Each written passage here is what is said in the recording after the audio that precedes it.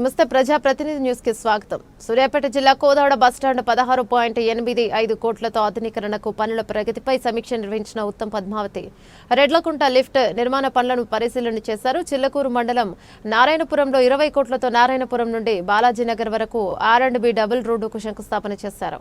కోదాడ మండలం తొగరాయి గ్రామంలో 8 కోట్లతో తొగరాయి నుండి సీతల తండా వరకు R&B డబుల్ రోడ్డుకు శంకుస్థాపన చేశారు. కోదాడ మండలం కూచిపూడి గ్రామంలో 16 కోట్లతో కూచిపూడి నుండి తొగరాయి సబ్స్టేషన్ వరకు R&B డబుల్ రోడ్డుకు శంకుస్థాపన చేశారు. కోదాడ పట్టణం బాలాజీనగర్ తండాలో 2.0 కోట్ల రూపాయలతో నూతనంగా నిర్మించిన 33/11 kVA విద్యుత్ సబ్స్టేషన్ ప్రారంభోత్సవ కార్యక్రమాన్ని నిర్వహించారు.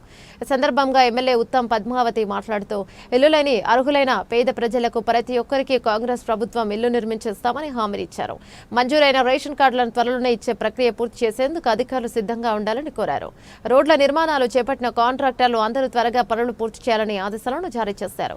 కోదాడ పట్టణంలో 16.85 కోట్ల రూపాయలతో బస్టాండ్ ఆంధ్ర తెలంగాణ బార్డర్ అయిన కోదాడలో అద్భుతంగా నిర్మించబోతున్న బస్టాండ్ను చూసి ప్రతి ఒక్కరు అభినందించాలన్నారు.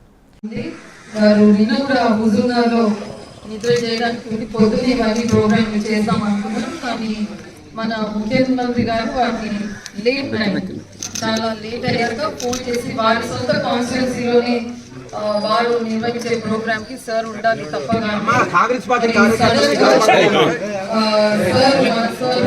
ముఖ్యమంత్రి గారి కాన్స్టిట్యున్సీ కాబట్టి మళ్ళీ పనులు ఆగకుండా ప్రారంభోత్సవం చేస్తే మన పనులు మన రోడ్లు మనకు త్వరగా కాంట్రాక్టర్ వాళ్ళు మరి చేసిస్తారనే ఏకైక ఉద్దేశంతో మరి ఈ రోజు నేను వచ్చి ఆ ప్రోగ్రామ్ యథావిధిగా అన్ని రోడ్లు కూడా ప్రారంభోత్సవం చేసుకుంటూ వెళ్తున్నాను.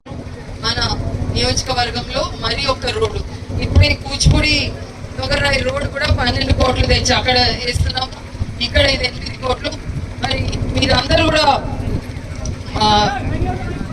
వెయిట్ చేసి మరి సన్న బియ్యం కూడా మన ప్రియతమ నాయకుడు మీ అందరికి ఇస్తున్నారు. మీరందరూ తీసుకుంటున్నారని నేను అనుకుంటున్నాను. అందరు హ్యాపీగా ఉన్నారా?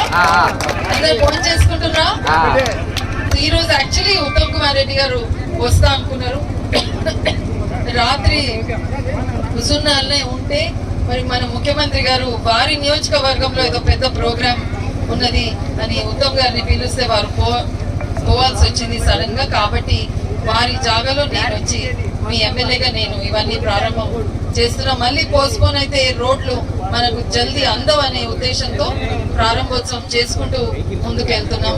మరి మొన్న ఇండ్ల విషయం వచ్చింది. నేను అందరినీ లేని వారిని అందరినీ కూడా పేర్లు తీసుకుంటున్నాం. ఎవరు భయపడొద్దు.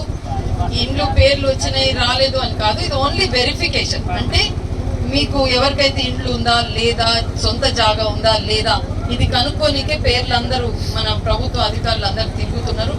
తర్వాత అదంతా ప్రక్రియ పూర్తయినాక మళ్ళీ మనము ఇల్లు ఎవరెవరికి లేదు ఏందని కూర్చొని మనం గ్రామ సభ పెట్టుకుని చేసుకుందాం. ఓకేమ్మా? జై హింద్.